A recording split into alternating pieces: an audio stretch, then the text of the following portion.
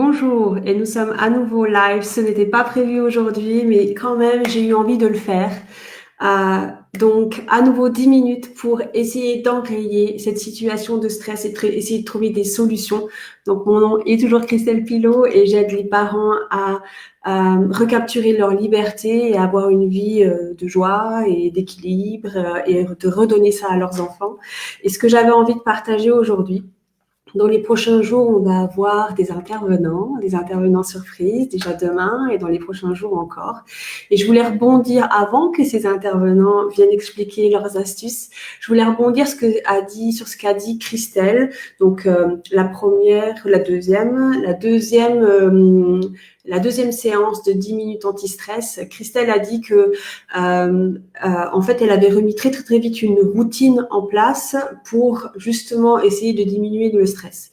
Et pour réussir à diminuer le stress, en fait, tout est une histoire d'énergie et d'espace.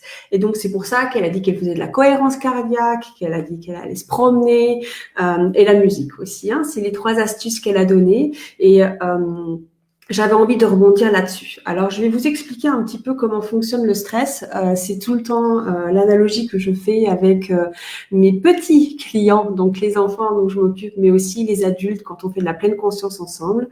Ce qui se passe en fait quand on est stressé, c'est ça. C'est ça dans notre tête. Il se passe ça.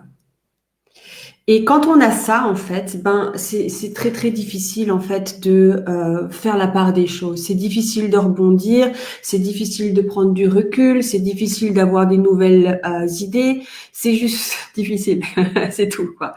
Et en fait, les astuces dont Christelle a parlé et dont certaines personnes vont parler dans les prochains jours permettent de calmer ça. Voilà, je viens de casser un peu ma boule. Donc voilà. Donc ça, c'est quand on est stressé. Et les astuces dont tu as parlé, Christelle, permettent justement d'apaiser l'esprit, de faire de l'espace et du coup, de pouvoir prendre du recul. Donc, comment on fait ça? En général, en effet, des histoires de respiration aident beaucoup. Donc, elle a parlé de cohérence cardiaque. Elle utilise l'application Cardia avec un K, K-A-R-D-I-A. Je pourrais mettre dans les commentaires. C'est une application que j'utilise également. Donc, la cohérence cardiaque, en fait, c'est respirer pendant 5 secondes, inspirer pendant 5 secondes, expirer pendant 5 secondes. Si vous faites ça comme elle l'a expliqué, à peu près 5 minutes, le mieux, ce serait 3 fois par jour, mais même 1 fois par jour.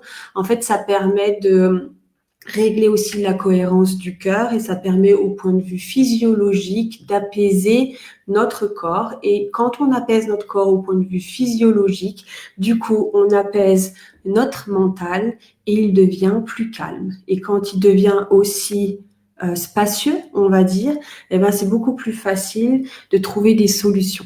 D'accord? Donc, ça aide beaucoup. La marche, évidemment, aide beaucoup. Et puis, dans les prochains jours, voilà, il y a des autres astuces qui vont être données. Et je voulais dire aussi, une fois qu'on a réussi à faire de l'espace, ce qui nous manque aussi souvent quand on est stressé, c'est qu'après, on n'a pas forcément l'énergie. Donc, c'est super important de faire attention à son énergie. Et donc, c'est super important de regarder ce dont on a besoin. C'est super important d'essayer de dormir. C'est super important de s'énergiser avec les choses qui nous font du bien. Et donc, là aussi, Christelle a donné des astuces. Elle a dit, s'entourer des personnes qui sont « Hey, salut !» Salut Christelle, je parle de toi. C'est important de s'entourer des personnes qui justement ont cette énergie parce que on va la prendre. Tout simplement, ils vont nous la donner, on va la prendre, ça va nous faire du bien. Donc ça, c'est une chose. C'est important. La musique, par exemple, justement, Christelle, en fait, ce qu'elle fait quand elle utilise la musique, c'est que elle récupère aussi des émotions qu'elle n'a pas à ce moment-là. Donc, par exemple, si on est triste, si on est en colère et qu'on met de la musique joyeuse ou de la musique qui est optimiste, on va avoir tendance à prendre ces émotions-là et ces émotions positives-là vont nous permettre d'être dans un autre état énergétique et d'augmenter notre niveau d'énergie. Donc la musique sert à ça, le fait de faire attention à son sommeil sert à ça, le sport aussi physiologiquement nous redonne de l'énergie, ça sert aussi à ça. Les gens positifs servent à ça. Voilà, donc c'est ce que j'avais un petit peu envie de redire aujourd'hui. Ce qu'il faut savoir, c'est qu'on ne peut pas être énervé dans un corps calme. Donc si vous n'arrivez pas à gérer les émotions, gérez votre corps et ça va aider. Oui, la musique, voilà, la musique moi aussi, c'est tout à fait ça. Le mouvement, la musique, la respiration. Donc moi j'ai d'autres techniques de respiration aussi que j'apprends à mes clients en cours de méditation.